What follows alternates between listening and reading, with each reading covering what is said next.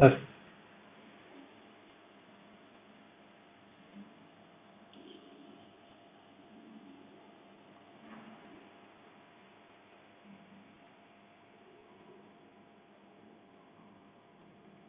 test,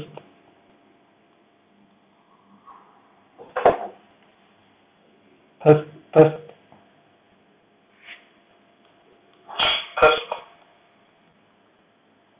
test, test.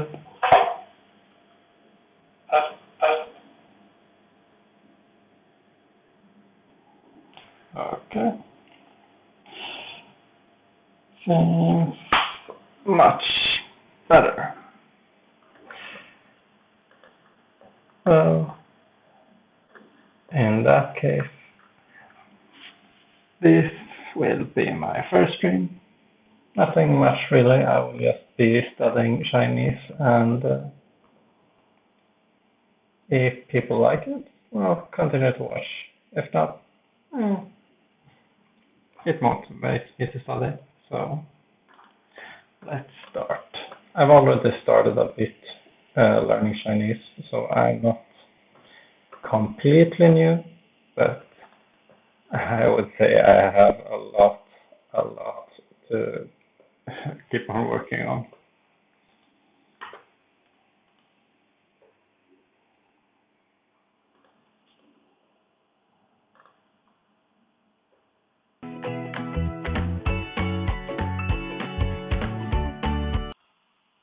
You're finally going to become literate in Chinese. But before we start, let me ask you this. Have you ever told anybody that you're thinking of learning to read Chinese? If so, did you get any reactions like these? Chinese characters are so abstract. I just see little pretty lines and scratches and stuff. Aren't there thousands of them? That seems like an overwhelming task. I wouldn't even know where to start. Wow. Good luck with that. Well, I can see that Chinese characters definitely have a reputation for not being very intuitive or user-friendly. To people who haven't learned any characters, they just appear to be random little designs. Sure, they look cool, but the idea of memorizing all those little designs is completely overwhelming. Well, I have great news for you. Chinese characters are not just random designs, and learning to read Chinese is a totally reasonable goal. That's because characters actually contain patterns that appear over and over. Let me show you what I mean by that. Each character can be broken down into components, and once you learn one component, you can combine this one with other components and form a new character. In other words, these components are like building blocks. The more you learn, the easier it gets, because many new characters will contain components that you already know. Once you learn a set of components, your ability at forming new characters will grow exponentially. I'm going to start this course by teaching you several of the key building blocks that you find in lots and lots of characters. Where you once saw just lines, you'll start to see patterns. You'll quickly see how characters are built using familiar shapes that are recycled over and over and are put together in logical and even predictable ways. Just to help you better understand this building block nature of Chinese characters, let me point out similar building blocks that exist in English as well. When I first started learning English, I didn't realize that MENT was a common component that can be seen in words like statement, enjoyment, and government. It wasn't until I learned several of those words that I noticed the pattern. I wish someone had pointed out to me earlier. Written Chinese is full of shared components just like that. There are many more in Chinese than in English, so it makes sense to start with learning those components first. That way, you have a framework that you can easily build upon. When you don't know anything about Chinese, characters can really look like optical illusions through an inexperienced eye. But once you know the patterns and see them in characters, you can never unsee them. That will be your first step toward decoding the Chinese characters. Another thing that makes characters not only learnable, but also fun, is the stories that you can find in them. some stories are obvious. For instance, this character contains the component that means hand over the component that means eye. It's the character for look, 看. You can imagine placing your hand over your eye to shield the sun as you look off into the distant Chinese landscape. Other characters don't have obvious stories, but you can make them up to help you remember them. For instance, this character means beautiful, 美. It contains a component on the top that means sheep and a component on the bottom that means big. So you can maybe picture in your mind a beauty contest for sheep, and whichever sheep is the biggest wins the title of most beautiful. I know it's so silly, but it works, right? As I hope you can see by now, much of Chinese writing is systematic, and because of the building block nature of it, the more you learn, the easier it becomes. In each lesson in this course, I will help you find the patterns so that you can easily put the pieces together and ultimately crack the Chinese character code. Alright, 下次见，再见。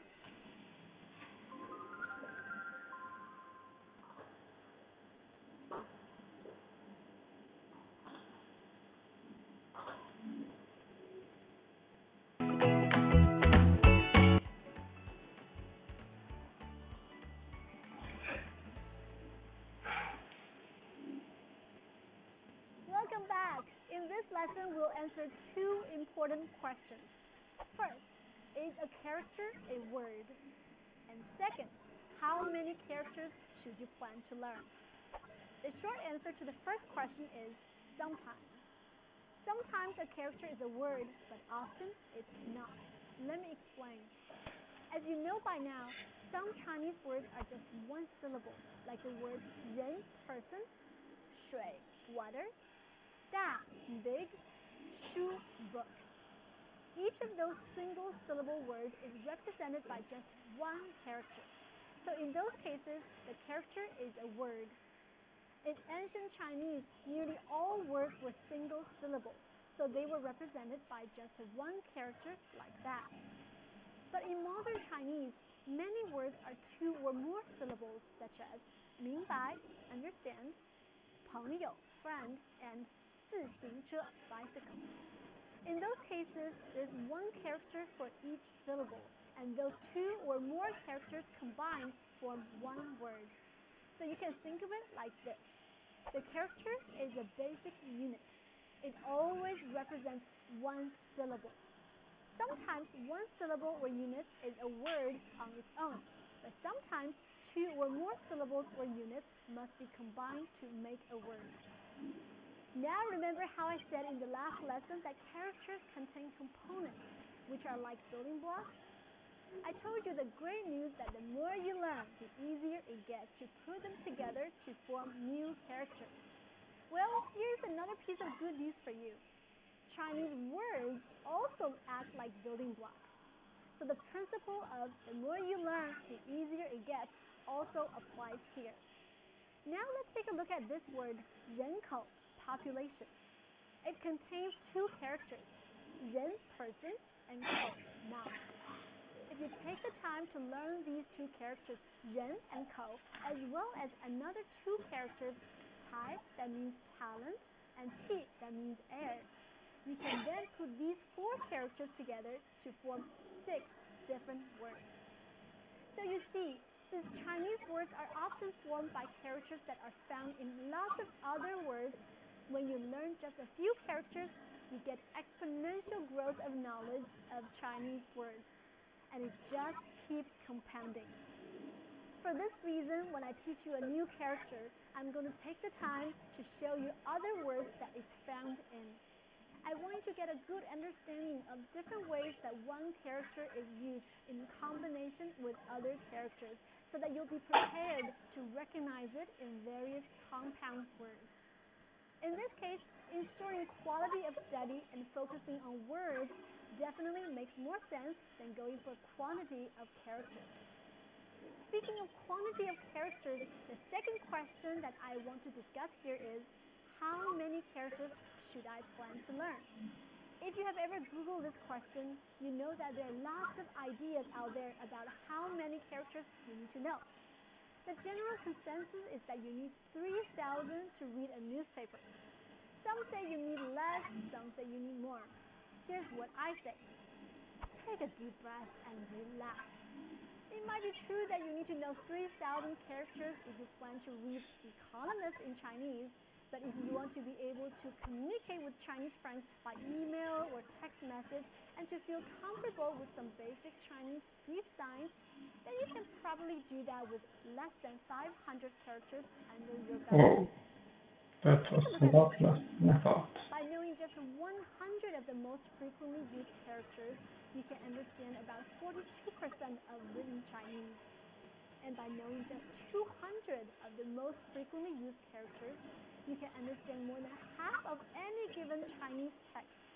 So the point here is that just a little bit of work goes a very long way.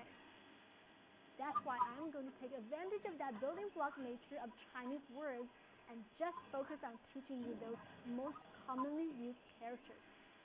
Well, I'll talk more about it next time. Alright, see you next time. 再见.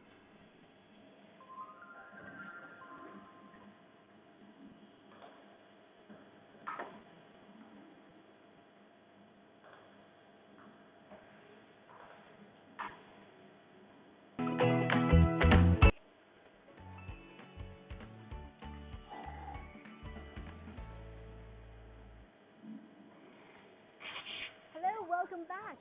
Do you believe yet that Chinese characters are not just random little designs?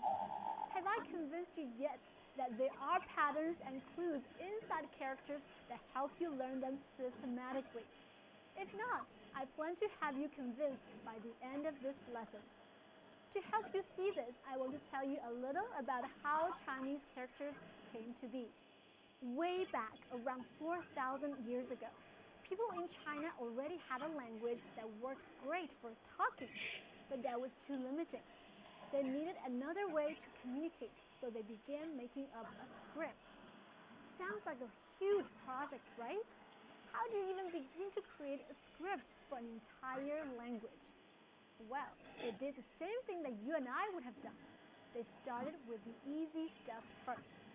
They looked at a tree and thought to themselves, okay, I can do that. I can draw a tree.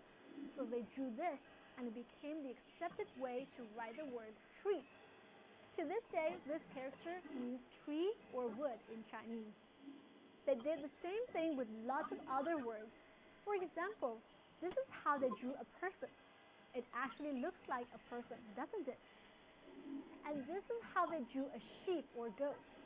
You can see the two dots at the top to represent the two horns. I like to call these types of characters what you see is what you get, because they're just pictures of the words that they represent. After some characters like those were established, people also began to put two pictures together to form a new character. For example, this character is two trees put together. It means forest. Totally logical, right? Making up a new written language by drawing what you see is really cool. But some abstract concepts are not easily drawn. So our ancestors had to get really creative in order to represent words that weren't just objects. Here's a great example. This character shows a person beside a tree, like someone leaning against a tree for shade and support. It means to rest. I call these types of characters meaning plus meaning characters because inside them you can find two different components that give you a hint about its meaning. In many cases, this works just fine to simply use a picture or a combination of pictures to represent meaning, but it didn't work all the time. They needed a new method for creating characters. I like to imagine that the process went something like this. They needed a new character to represent the word ocean. Maybe they tried putting together several characters for water, but it just didn't look quite right. So someone said, hey, wait a minute. The word for ocean, yang, sounds exactly like the word for sheep, yang. They're both pronounced yang. Everybody knows the sheep character already. Why don't we just use the same one? Everybody thought that was an interesting idea, but might be too confusing. After all, how do you distinguish two different concepts that are represented by the same character? So somebody else came up with a great compromise. Why don't we just put a few drops of water beside the character for sheep? That way, everybody would know that this is a character pronounced as yang and it relates to water. That way, it has to mean ocean then. So now we have the ocean character, with the water component on the left hinting the meaning and the sheep component on the right to hint the sound. This turned out to be a really great way to form new characters. We have lots of characters like this in Chinese, and I call them meaning plus sound characters because they have one component that gives you a clue about what it means and another component that gives you a clue about how to pronounce it. Now there's one caveat here that I've mentioned before and I want to repeat again. Not all characters can be summed up so nicely. For example, do you remember the Mei character example that I used before, which means beautiful? It's got the character for sheep on top and the character that means big on the bottom. Why? Who knows? I like to call characters like these random characters because whatever significance they originally had has been lost over the years. And now they just appear to be more or less random. Well, there's no limit here. Characters like this give you a chance to put your imagination to work. Whether or not you enjoy coming up with stories like that, the good news is that most characters do contain some clues to help you work out their meaning and or pronunciation. I also hope that this brief introduction of how Chinese characters are made up gives you an even better understanding of their building block nature. Very soon, you'll learn how to put the clues and pieces together and finally be reading Chinese. Alright, 下次见，再见。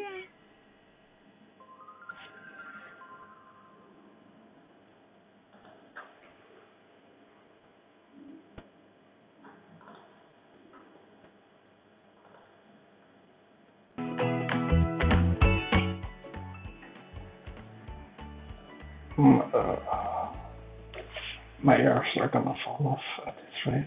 Hello, welcome back. Let me start this lesson So by asking you a question. If there's no alphabet in Chinese, then how do Chinese people type? Have you ever thought about this question before? If you're a little unsure about it, then you're in good company. Is there a different key for each character? I think each key on the keyboard represents a different stroke. This is a very interesting question, and I've never really thought of it before. Alright, let me tell you how it works. This is what the Chinese keyboard looks like. Surprise! It's exactly the same as the English keyboard. It's the same because actually you type in Chinese in almost the same way that you type in English. When you type in English, you just hit the letters that you use to spell the word, right? So to type the word apple, you just hit the keys A-P-P-L-E, right? In Chinese, we do the same thing, using pinyin. So to type the word 我, you just need to touch the keys for W-O. You don't even have to worry about tones. You just input the letters. What happens next is truly awesome. The computer does the hard work for you. After you type in W-O, the computer pulls up a list of characters that it thinks you might have in mind. And the characters are always sorted by frequency, with the most commonly used characters at the top of the list. So when you type in Chinese, you first need to throw out the words in pinyin, and then look at a list of characters generated by the computer, and pick out the one that you want. So, can you see how the process of typing in Chinese is essentially just recognizing or reading? And recognizing is not a difficult task, really. Your brain is so good at identifying and distinguishing between images that look similar. You can probably identify several different breeds of dogs and several different cell phone models. And you'll be able to accurately pick out the friend's face every time, even if the people in a lineup beside him look very similar to him. You recognize a person's face by their various features like their eyes, nose, mouth, hair, and skin, right? Well, I'm going to teach you how to recognize characters in a similar way by paying attention to the differences in the various components of characters. And then, once you can recognize characters, you'll be able to both read and type Chinese. Now let's talk about writing Chinese by hand. Handwriting in Chinese is a totally different skill than typing. The difference between typing and writing by hand is like the difference between picking out your friend's face from a mugshot lineup and drawing a sketch of your friend's face from memory. It takes a lot more time and effort to master writing characters by hand from memory. Luckily, we're using computers But for a some lot. people, it's worth the extra effort. Maybe you're a visual or artistic person and would enjoy writing by hand. Or maybe you think that you'll remember characters better if you write them by hand. These are good reasons to take on the challenge, and I definitely want to support you if you decide to go that route. We'll provide you some materials and resources to help you along the way. But for most people, learning how to read and type is all you need to know. Even Chinese people don't write characters by hand very often these days. Almost all writing is done on a computer or device. So Chinese people can often read and type really well, but they are losing their ability to write Chinese by hand. It's not uncommon for a Chinese person to completely forget how to write a character, but if they see it, they will recognize it immediately.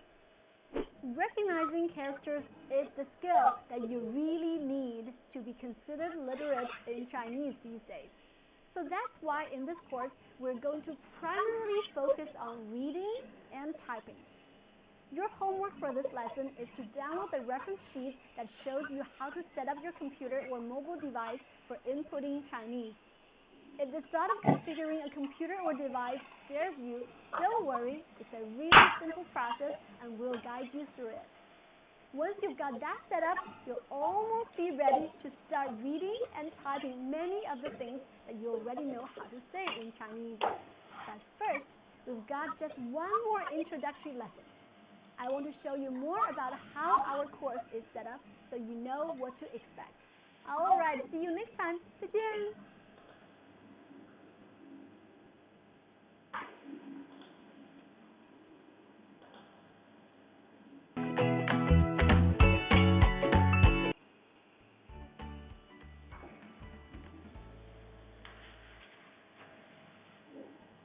Hello, welcome back. This is our last introductory lesson before you learn your first Chinese characters. But before we dive in, I want to make sure you meet our course prerequisites first. We strongly believe that spoken Chinese and written Chinese should be taught separately, and it's most efficient if you learn how to speak first, and then how to read and type. Based on this philosophy, this character course is designed for learners who either have already completed our Yo-Yo Beginner Conversational Chinese course, or at least have the basics of spoken Chinese grammar. The focus of this course is to teach you the characters for things you already know how to say. Okay. In other words, you should get the how to say part done before you take this course. I hope that's clear. I will get Now let's talk a little after bit this about lesson. the characters we teach. You might know that there are two categories of Chinese characters: simplified 简体字 and traditional 繁体字. Originally, all characters were the same, but at one point, the government of mainland China wanted to raise the literacy rate in China, and they came up with ways to make some of the more complicated characters a little simpler and easier to learn. For example, this is a character for fourth math in simplified characters, and this is how it looks in traditional characters. This is a character for door, 门 in simplified characters, and this is how it looks in traditional characters. So they use those simplified characters in mainland China as well as in Singapore. They kept the traditional characters in Hong Kong and Taiwan. How different are the two systems? Well, about 80% of characters are the same in simplified and traditional, so there's not a huge difference between the two. And I think most Chinese people have enough exposure to both systems that they can read either one. The primary focus of this course will be on simplified characters, but for the 20% of the characters that are different in the traditional form, we'll show you that version too on the practice sheet. Great! Now let's take a look at how our lessons are organized by going over some numbers. In this course, we're going to learn a total of 300 characters. The lessons are grouped together into 5 levels. Each level covers a total of 50 characters. We're going to break these 300 characters down into bite-sized mini lessons, with each lesson covering 3 new characters. To help you retain what you learn, we're also going to have a lot of review lessons. For every 15 new characters you learn, we're going to arrange a review lesson. At the end of the course, we're going to have 3 big review lessons. We give those 300 characters a very special name, the Yo-Yo 300, because they're like the warriors in the movie 300, which, by the way, is one of my favorites. As a group, they're small, but they're extremely powerful. Together, they can accomplish a lot. By knowing these 300 characters, not only will you be able to read and type a lot of what you can already say, but you'll also be ready to learn any other new character that comes your way, because these 300 characters will cover all the basic components you need to know.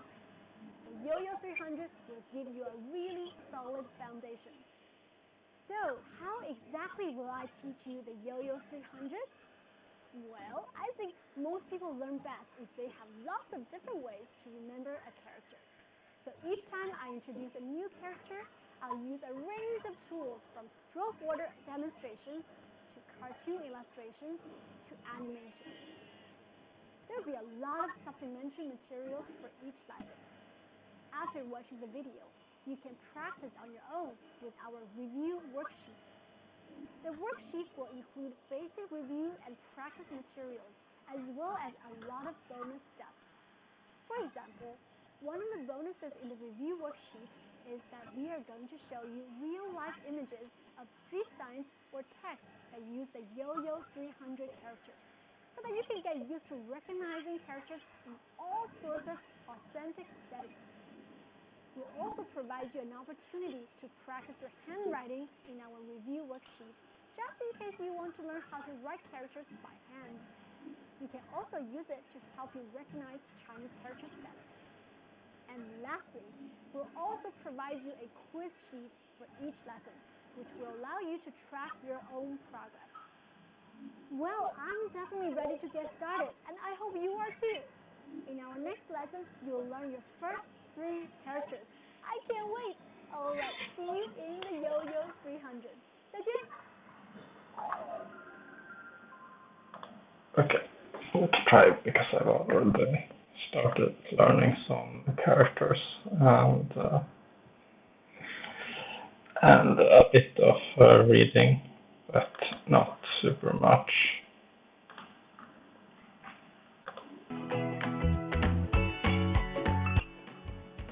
Level 1, 4. Han refers to the Han people, or the ethnic group that the majority member has.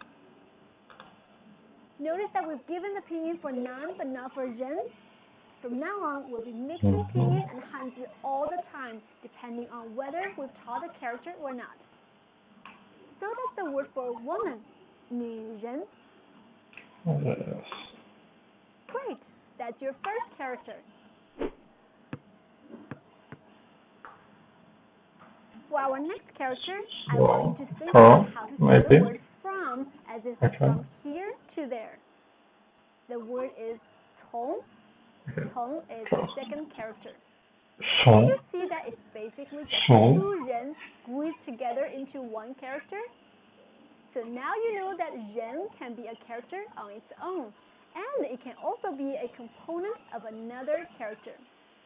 As you can see, when a character becomes part of a new character, often it's got to change its shape to accommodate. In this case, ren has to narrow itself to squeeze into the new character. This is how Tong is written stroke by stroke. It's pretty easy to come up with a way to remember this character. For example, you could think about two people walking all the way from Beijing to Shanghai. Learning Hanzi is a highly individualized process. Everybody has a different method that works best for them. Some people like to make up little stories. If that's true for you, then it's best if you can come up with these stories yourself. The more embarrassing, the more absurd it is, the better it is, because strong emotions help things stick.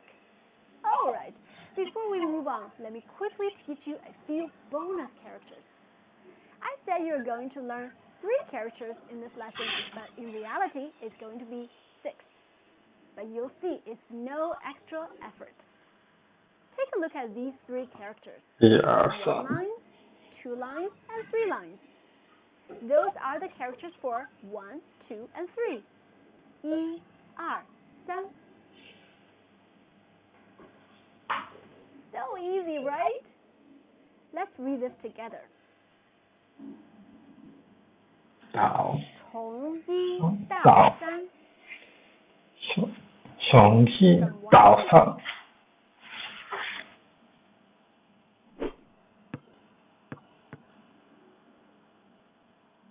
Now tell me, what's the most generic measure word in Chinese, the one that's used the most with almost any noun? Good. Yep, it's ge. This is your last character for this lesson. You can see that this one is just a zhen on the top with one vertical line underneath. It looks like an arrow pointing up, doesn't it? Here's how it's written stroke by stroke. Now let's read this together. 3个人。 3个人. 3个人。 What does that mean? Yes, 3 people. People. Classifier. Most general classifier. 个。 人. 从。个。 个. Hey, look, you're reading Chinese characters. Now you know all of these Hanzi. Congratulations, you are on your way to 个。从下午1点到下午3点。从下午 from afternoon 1点 1 to 下午3点 from 1 p.m. to 3 p.m. 从下午1点到女人女人人女人人男人男人个人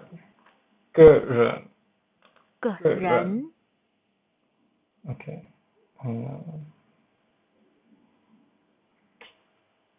The tone disappeared for some reason. 个人。从 like an S kind of.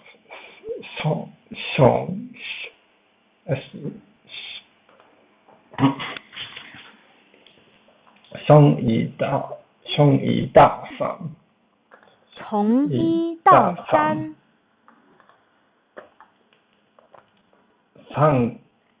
3个人。 3个人。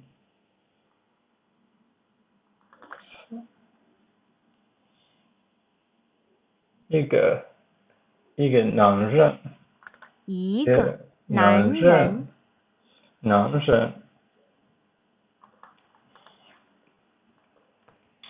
我有一个问题。我有一个问题。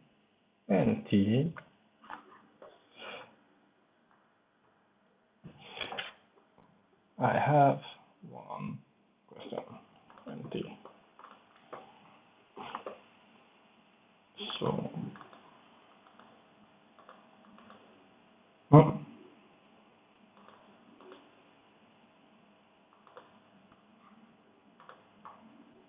actually, correct is on. Okay, fine. And 三个人从1到3，女人、男人。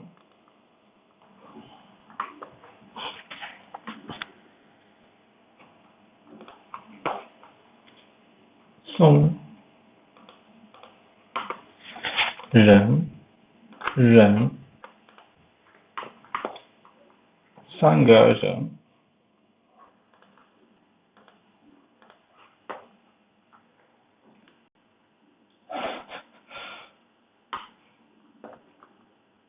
Is that a logo? Okay, that's fine. The characters below. Okay.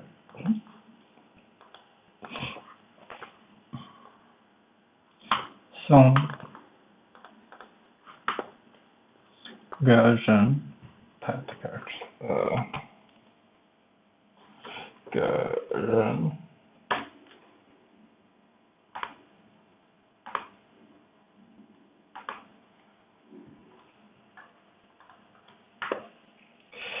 type 3个人。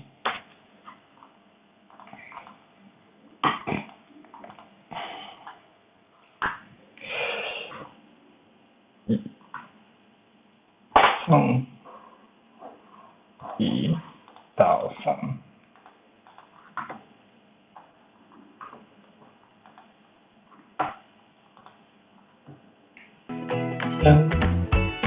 明天。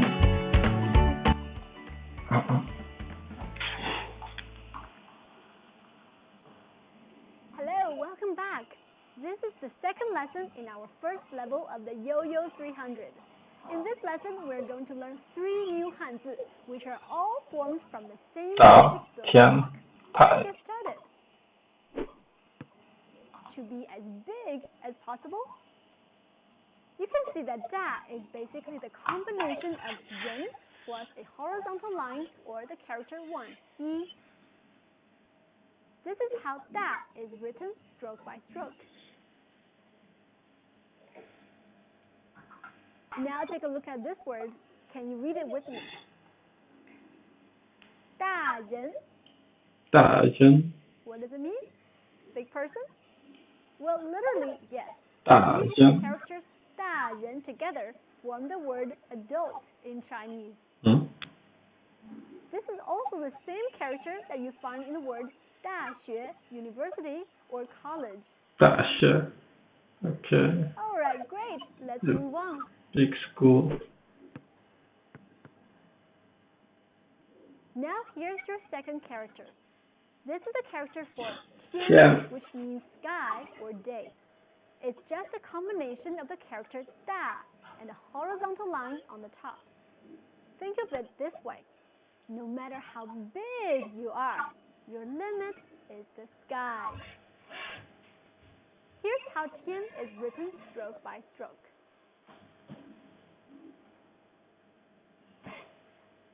Now let's see what words contain 天. The word weather, 天气, contains the character 天, which makes total sense when you consider that 天气 literally means the sky's temper. 今天 today has 天 in it.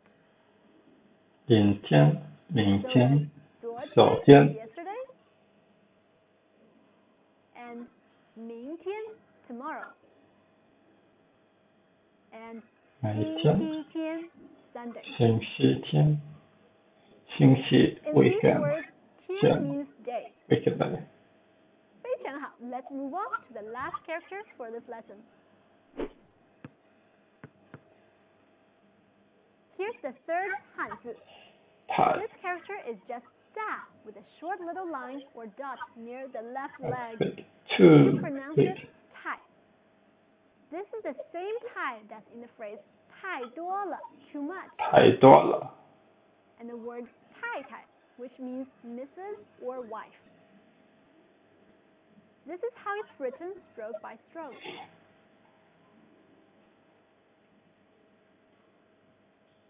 This Hanzi is pretty easy to remember if you keep the phrase too big in mind.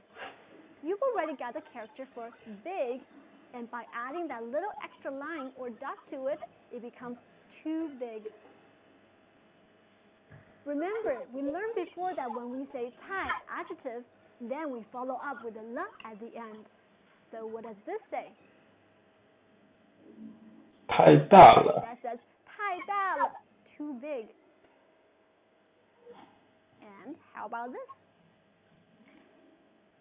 王太太。 Right, that's 王太太 or Mrs. Wang. Okay. Isn't that the word for king? When King tai is Tai, combined Miss with another Wang. tai to form a word tai, Mrs., then tai has nothing to do with its original meaning Okay, of but the too, name like is Wang. too much or too many. Tai can also mean wife, so my wife would be written as 我的太太. 我的太太。我的太太。 Alright, let's review. As a character appears on the screen, see how quickly you can read it out loud. Alright? 大。大。太。太。天。天。How did you do? Well, I hope you've got them all. Alright, that's all for this. 太多了。太多了。Oh my god, dat was laat. 大。太。太太。太大了。太大了。昨天。明天 tomorrow。星期天 weekend is a Sunday。星期天。一个大人。一个大人。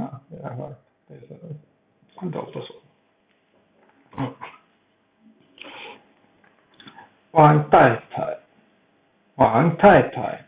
这是我的太太。这是 Isn't like share this. What's the person? 王太太。这是我的太太。王太太。这是我的太太。This is my. Yeah, okay. Yes. 天。大学。大学。Right, that's good. 三个人。太小了。多小。小了。太小了。Three people. Too few. 三个人太少了。大人。今天天气太好了。Today the weather is too good. 今天天气太好。今天天气 weather. 天气。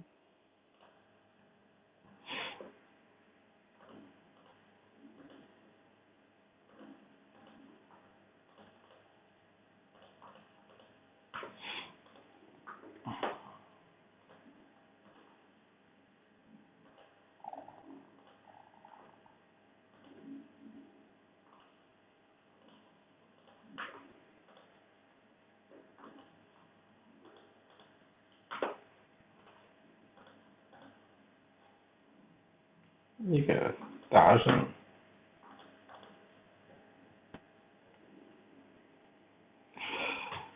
Okay. 天。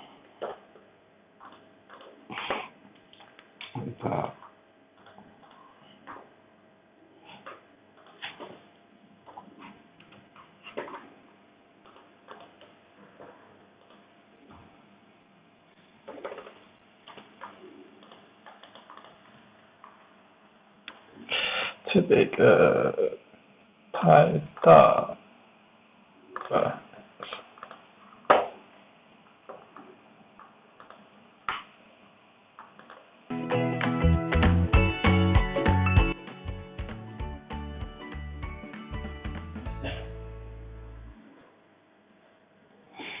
Hello, welcome back to the Yo-Yo 300 series. This is the third lesson of level 1. We've got 3 new characters to learn, so let's get started. All of the characters in this lesson have one thing in common, a straight vertical line right down the middle, which is important to the meaning of these characters. These 3 characters are used in lots of different words, but their basic meanings are top, middle, and bottom. Let's take a look at them in detail. Do you remember how to say top in Chinese? The word I'm looking for can also mean up, above, and over. Right, the word is 上. And you can think the horizontal line as being like the ground, and all the important stuff here is on top of that line or above ground. This is how it's written stroke by stroke. This is the same character that's in the word morning, 早上. 早上 And the word for evening, 晚上. 晚上 And this is also the same 上 that means last, as in last week. 上个星期. 上个星期 last week. And last month. 上个月. 上个月 Great, that's our first character. This is our next character. This character is the opposite of 上. It's 下. 下 Xia has lots of meanings. It can mean bottom, or down, or under, or below. This character is almost like an upside down version of 上. The long vertical line stays in the middle, but the horizontal line is at the top, and as if all the important stuff is happening below ground or under that line. Here's how it's written stroke by stroke.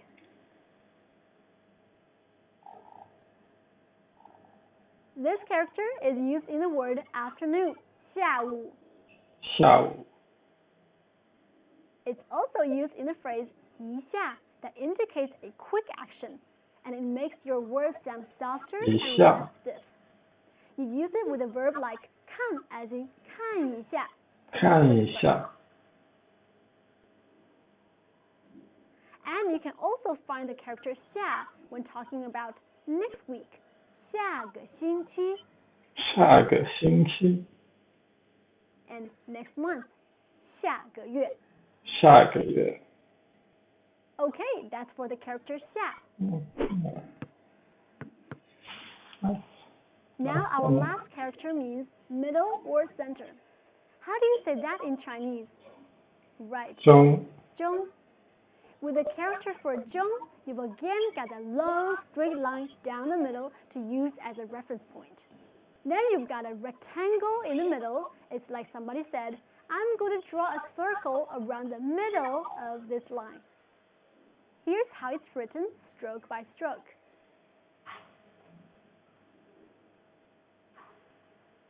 This is a very important character in China since it's part of the word for China, 中国, literally Middle Kingdom, and it's also part of the word for Chinese language, 中文, literally Middle Kingdom language. This is also the character that you find in the word noon or midday, 中午. 中午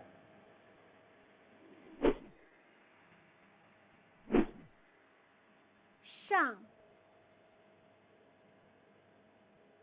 下中. So now you know the characters for top, middle, and bottom. In our next lesson, we'll take on 3 more Hanzi. But first, I should tell you, 下次见, see you next time. 下次见再见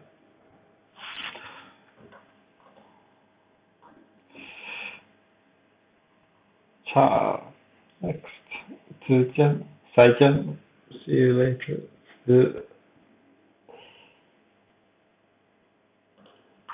OK.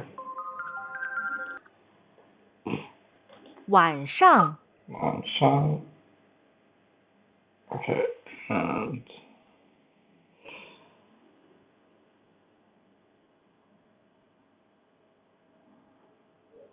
it's a bit more clear with using 下午、上午、中午。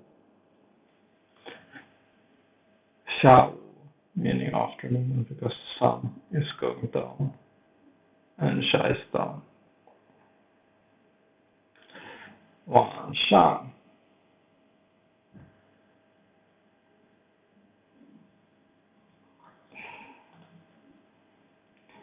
你的中文太好了。你的中文太好了。谢谢。上个星期。上个星。下个月。下个月。下个月。下个月。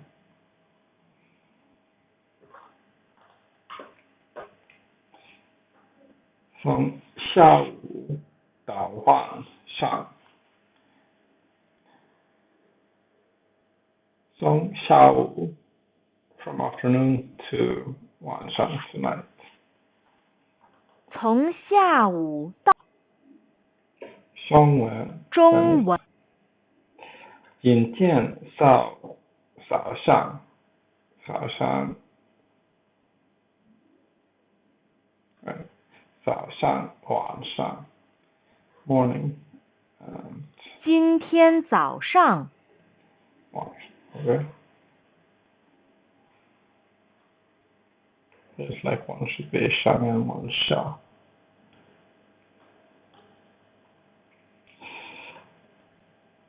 下个星期 next week. 下个。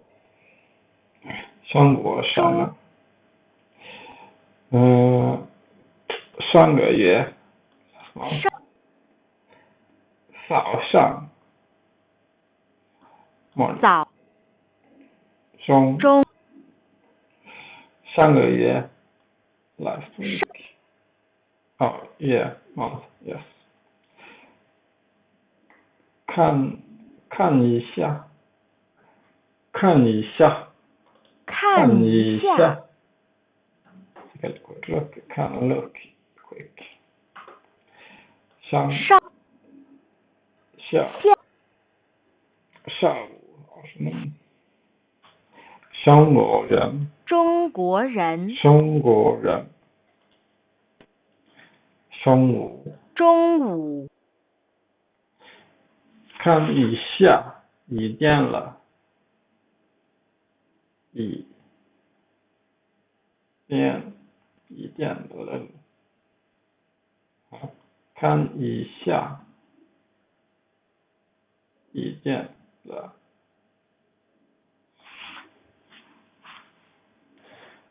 Come take a small quick look. 看一下几点了。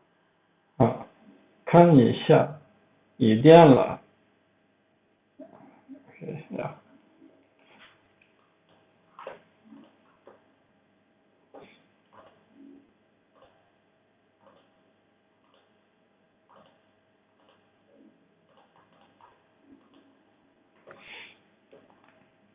上个星期。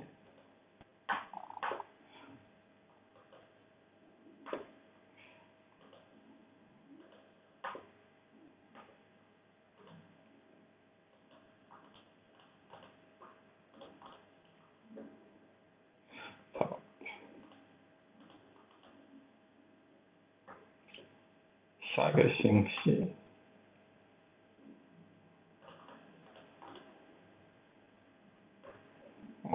早上。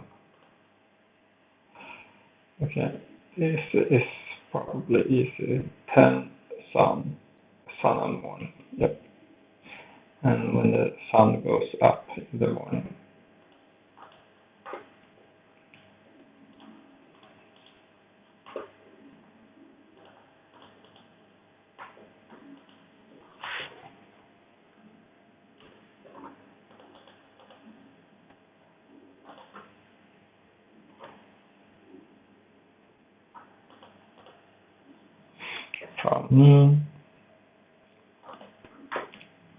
från Shongwu Dao Xiaowu.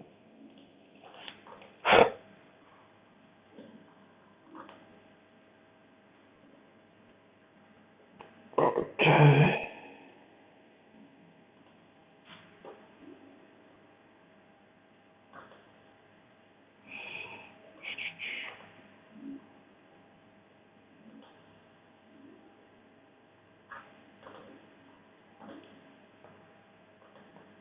Let's come back later. So, what I'm usually using, since I've just recently started to use this website to use Chinese, there's a mobile app called Ginkgo Chinese. It's basically a flashcard app. So it has a lot of Chinese characters, and it has it divided into different categories. Like if you just want to learn pinyin, you can do that. If you want to learn Chinese radicals, you can do that. Then it has like HSK1, so easiest Chinese, HSK2, next step in Chinese, HSK3, even next step, etc. And just scroll. If you know it, you swipe right. If you don't know it, you swipe left, and then it will try to algorithmically make it so you don't encounter words that you know that often. Although it will still, from time to time, bring it out just so you kind of don't forever skip it, and you get long term, that's better. It is so if I just look at the app right now, how to say, then it says time zone, 喜候, yes, and then it doesn't only say it in English, but it shows the Chinese characters. And if I want, which I usually do, I can click on a button to see, for example, and then they show some Chinese, a Chinese sentence. So if I try to read it, 你什么时候来要我？你什么时候来要我？现在就来见我。你有什么 what 时候 time 来 come 叫 see me? When will you come and see me? 我小时候有一相貌。我小时候 me when I was small, or me small time.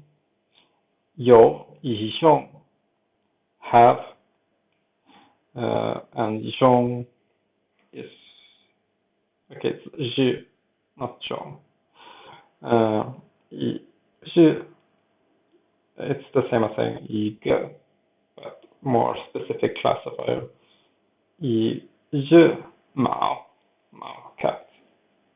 So you can see that, and then if you want even more, they usually link each character to like a YouTube video, and then you just scroll a lot.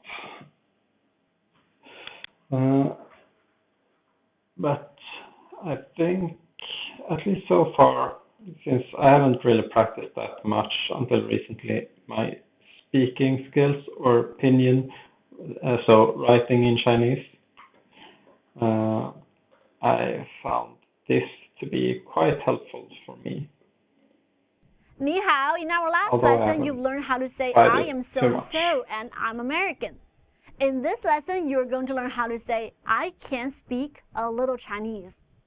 First, this is how you say can in terms of a learned skill. 会. Okay. Now I gotta give you a heads up here, cause the can in can I use the bathroom is different from the can in I can speak a little Chinese. You with me? The can in I can speak a little Chinese refers to a learned skill, while the can in can I use the bathroom refers to permission. Can in I can speak Chinese or I can play the piano 我 is 会说话。会 说 which 话。 sounds like H 中文。 plus 会我会 speak Chinese. 我会 cook Italian food. 我会 play the piano. Alright, in Chinese, the verb to speak or to say is 说话。说. You should sound like you're thinking when you say to speak in Chinese. Think this way. When you pronounce the first tone, the high-pitched and flat tone in Chinese, you are singing. And now say to speak again. 那外面嘛，说话。说. Now let's put I can, 我会, and speak, 说 together, and say I can speak. 我会说。我会说。我会说。Okay, it's time to learn the phrase a little or a little bit. 一点。 That's 一点儿。一点儿。一点儿。 Now say I can speak. 我会说。 Now say a little bit. 一点儿。一点儿。一点儿。Do you remember how to say China? That's 中国。中国。Here's how you say the Chinese language. 中文。中文。中文. You simply drop 国 country in 中国 and add 文 which means language. And then you get 中文 the Chinese language. Repeat after me. 中文。中文。中文. Say China. 中国。中国。中国. Do you still remember how to say Chinese person? Yep, it's literally China person. 中国人。中国人。Okay, now say I can speak. 我会说。中 Say 文。 a little bit. 一点儿。一点儿。 Now say Chinese language. 中文。中文. Alright, now let's put all of them together and proudly say I can speak a little Chinese. 我会说一点儿中文。我会说一点儿中文。说一点儿中文。Great, now let's introduce ourselves in Chinese. Let's say, hello, I'm John. I'm American. I can speak a little Chinese. 你好。好。我是 John。我是美国人。我会说一点儿中文。One more time. 你好，我是 John。我是美国人。我会说一点儿中文。Perfect. All right, in our next lesson, we are going to learn the sentence I can speak English and a little Chinese. 再见。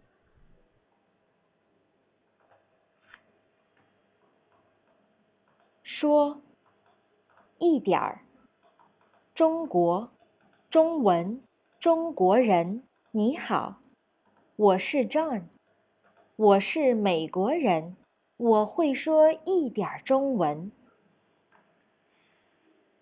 我会说一点儿中文。Conversational Chinese Audio Lesson Review. Say hello. 你你好。好。你好. Say the word component middle as in Middle Kingdom, China. 中。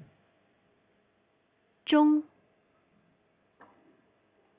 会说一点中文 Say the word 中国 component 人。 country.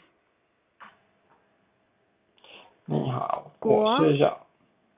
Okay. 国。 Skip this. Say China, literally. 会。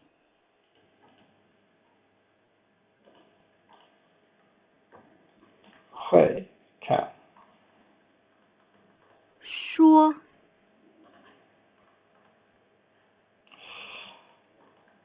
我会说一点中文。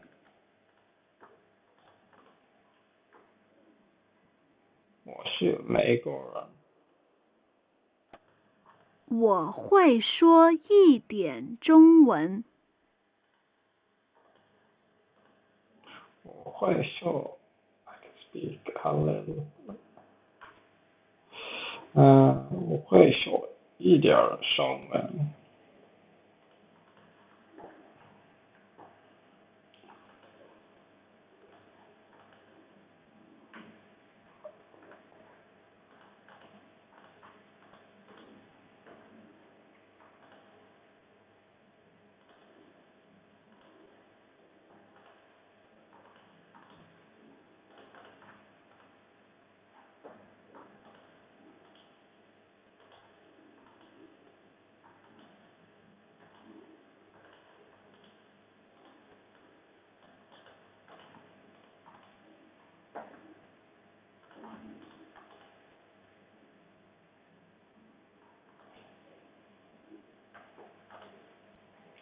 Hello, welcome back. Yeah. You should know how to say I can speak a little Chinese by now. That would be 我会说一点中文. Now let's learn how to say the English language. It's 英文. 英文. Well, English people speak English. So you need to take 英国 England, drop 国 the country, and add 文 the language. Then you'll get 英文 the English language. Usually, if a country name contains the component 国 country, you need to drop 国 country and add 文 language, and then you'll get the Chinese word for the language of that country. For example, France is 法国.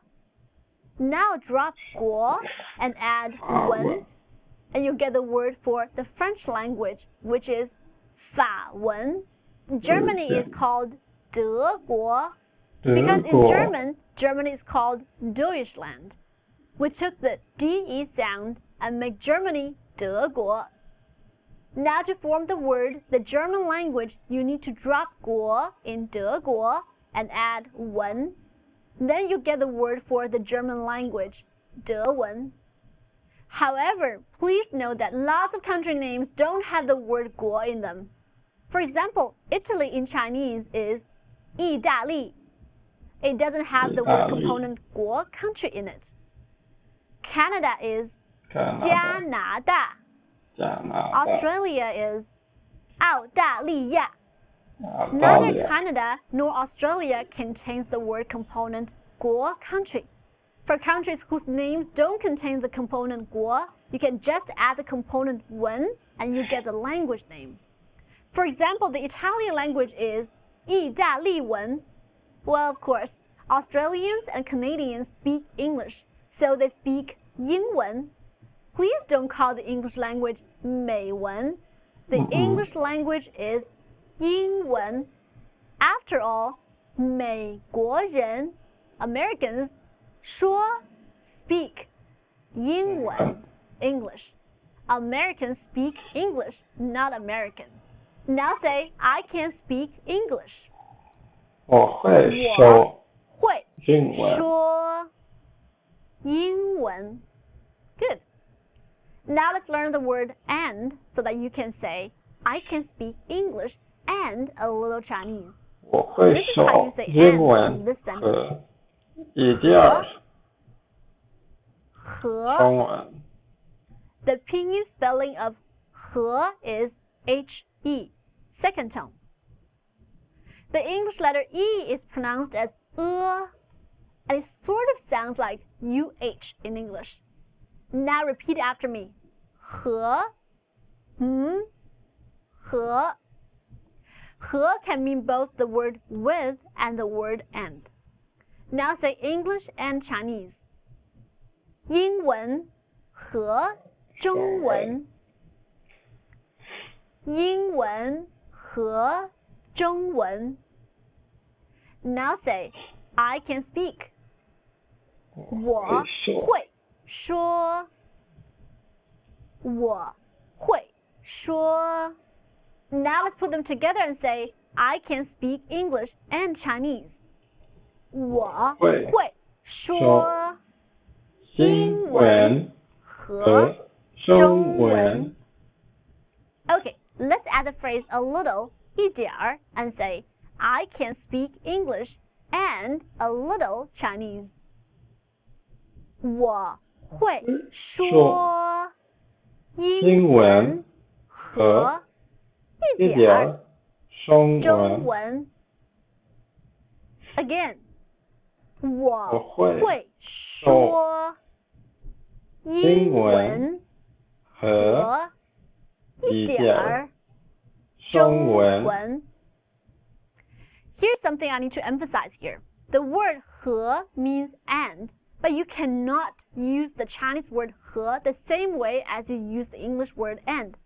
Please don't assume the Chinese word 和 and the English word and function the same way grammatically in both languages. They don't. The Chinese word 和 can only connect words or phrases. It cannot connect sentences. In English, you can say, I'm Zhang and I'm American. Here, you cannot translate the word and to 和 because 和 cannot connect two sentences. Okay. As a matter of fact, we use the word and a lot less in Chinese than it is used in English. In Chinese, we simply say, I'm Zhang, period. I'm American, period. We don't need any connection word in between the sentences. Great. For now, just remember this. 和 means and or with, and it cannot connect sentences. Okay. Now let's say this again. I can speak English and a little Chinese. 我会说英文和一点中文。Great. In our next lesson, we are going to learn how to turn all these statements into yes or no questions. Alright, 再见。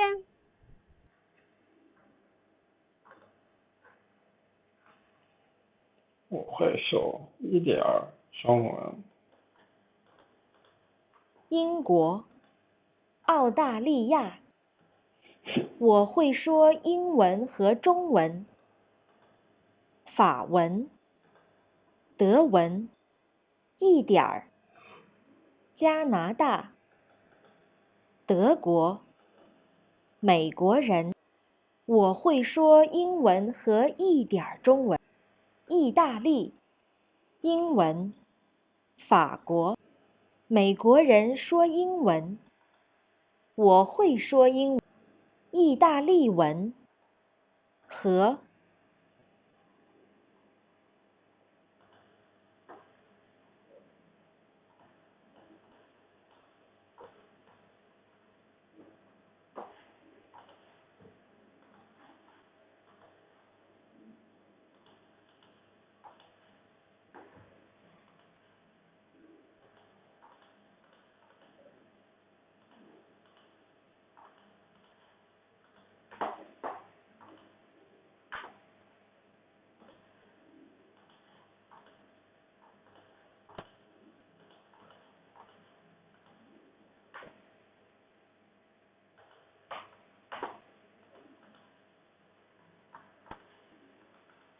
德国、法国。我会说英文和一点儿中文。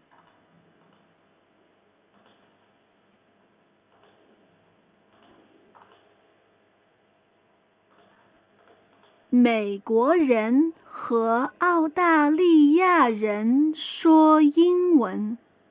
美国人和澳大利亚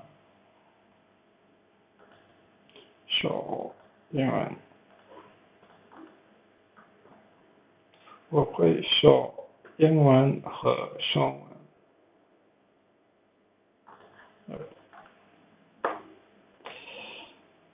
加拿大人说英文和法文。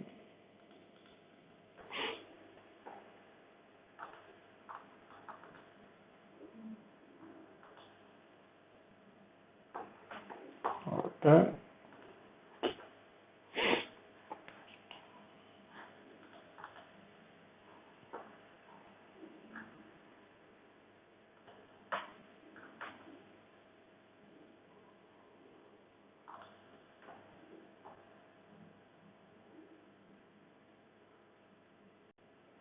Chapter 1, Track 2.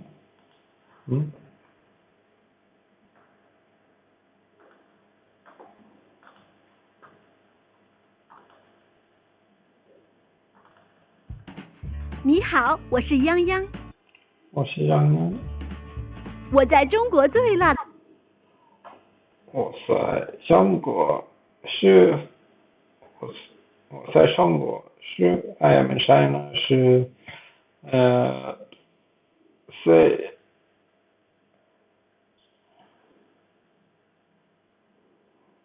中国最辣的是最辣的地方河南省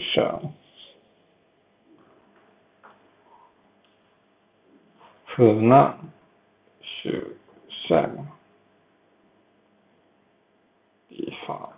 地方湖南出生，在中国的首都北京长大。Okay, this is a bit too much.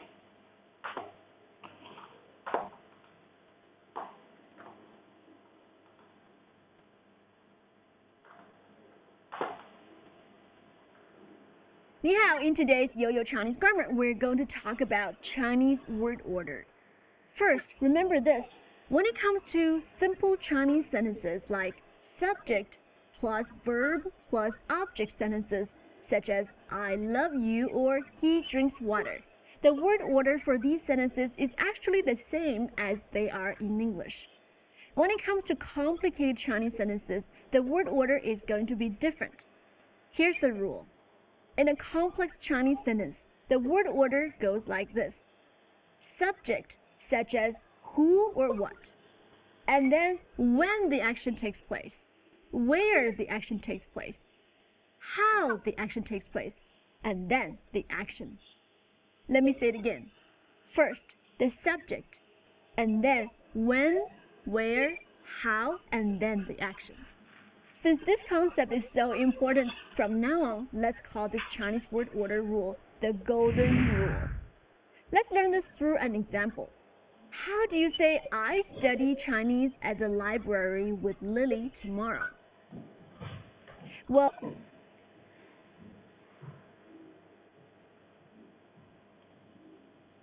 tomorrow 明天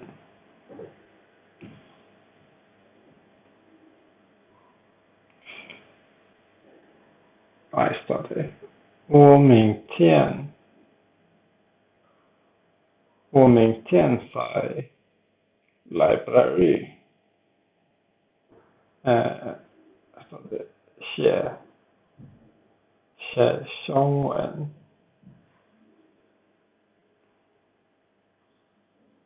There are several components here.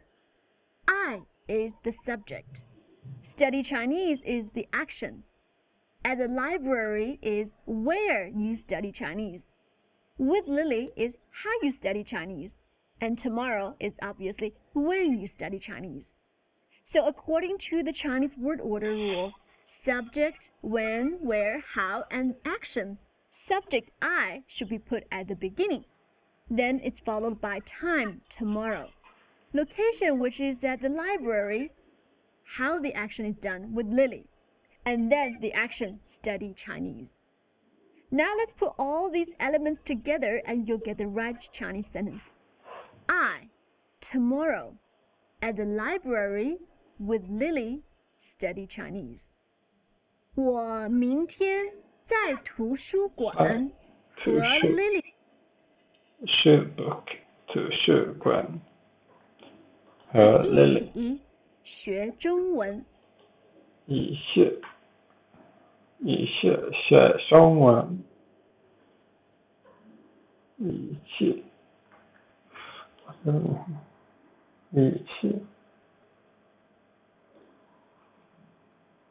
a bit maybe.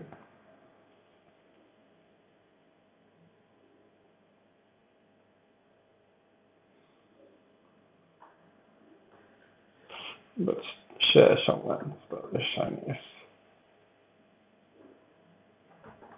all together.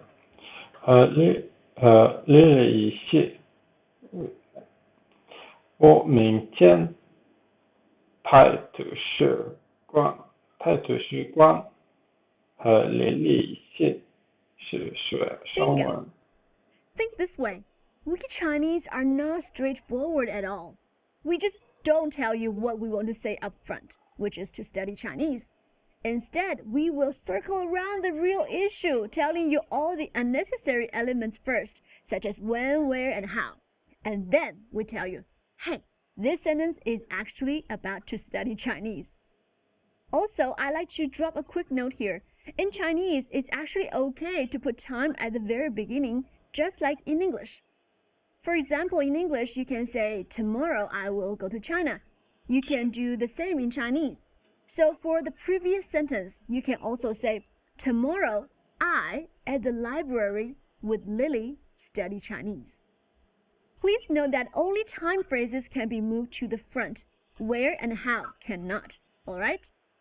Okay, I strongly suggest you start speaking Chinglish from now on, which is speaking English in the Chinese way.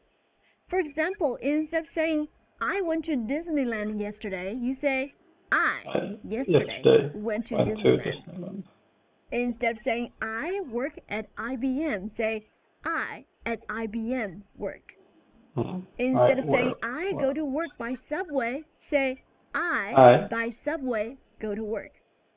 If you do what I ask you to do, you'll very soon start to think like a Chinese and maybe even dream in Chinese. We'll talk more about the Chinese word order in our next class. 再见. Okay, that gave a lot more than that gave a lot. Nice.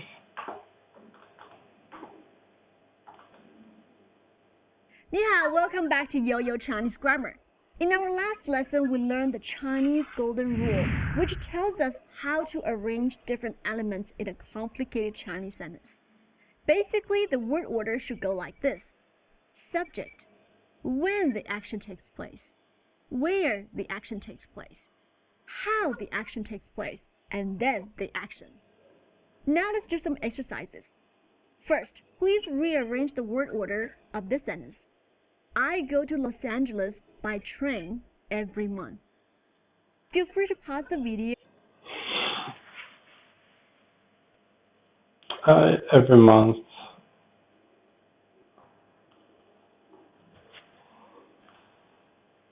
Every month Los Angeles by train go to figure this out. Alright, let's dissect this sentence. Here, I is the subject. Go to Los Angeles is the action, which is the core of the sentence, remember? We Chinese are not straightforward at all. We always beat around the bush first and then cut to the chase. We always put the core, which is the action, at the end of the sentence, and the other decorative elements such as by train, which is how I go to Los Angeles, and every month, which is when I go to Los Angeles, before the action. So according to the previous rule, subject, when, where, how, and then the action The correct Chinese sequence should be I, every month, by train, go to Los Angeles. 我每个月坐火车去洛杉矶. Please note here that we don't have an element of where in this sentence. Now you're probably saying, come on, Yang, who says there's no element of where here? Los Angeles is a place. Los Angeles is the element of where. Well, to answer this question, I have to repeat what I said earlier. When refers to when the action takes place, and where refers to where the action takes place. Here, Los Angeles is not where the action to go takes place. Los Angeles is the destination of the action to go, so the previous rule doesn't apply. Here, going to Los Angeles should be seen as an action as a whole. Just remember, going to a place in Chinese is literally just going to a place. You don't need to switch the word order for this phrase, okay? Now let's take a look at another sentence. I studied Chinese for 2 hours yesterday. How do you say this in a Chinese way?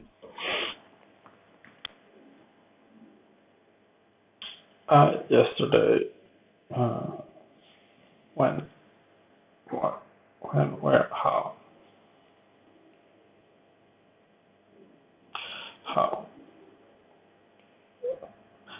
Yesterday for 2 hours studied Chinese. Well, the Chinglish sentence should be, I yesterday studied Chinese for 2 hours.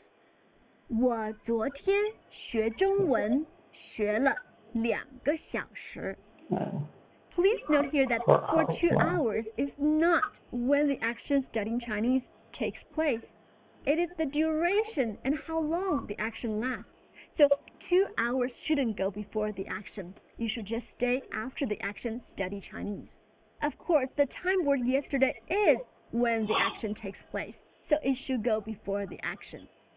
Now I'm going to ask you a question. What if you have several time words in one Chinese sentence at the same time? Let's say you have 5 o'clock, afternoon, and tomorrow in one sentence. How would you arrange them? Well, here's the rule. When you have different time words or location words, the way to arrange them is moving the focus from big to small. So for time, the sequence goes like this. Year, month, week, day, part of the day, which can be morning, afternoon, and evening, and clock time. So here, among these 3 words, 5 o'clock, afternoon, and tomorrow. Tomorrow is the biggest, so it goes first. Afternoon is part of the day, so it goes second. And then they should be followed by 5 o'clock, only a point of time in the afternoon. So to say, I study with Lily at the library tomorrow at 5 in the afternoon, we say, I, tomorrow, afternoon, 5 o'clock. Done with time. Now it comes to location, at the library, with Lily, study. Get it? As for location, you'll notice that Chinese address telescope in from country, to city, to street, to building, and to apartment. Everything's consistent. You probably already know this, but in Chinese, our personal names are ordered so to start big with a family name and end small with a personal name. So my full name in Chinese is Cheng Yang Yang instead of Yang Yang Cheng. Alright, that's all for this lesson. We're going to continue to talk about the Chinese word order in our next lesson. 再见. And since I'm feeling tired, I will end the stream.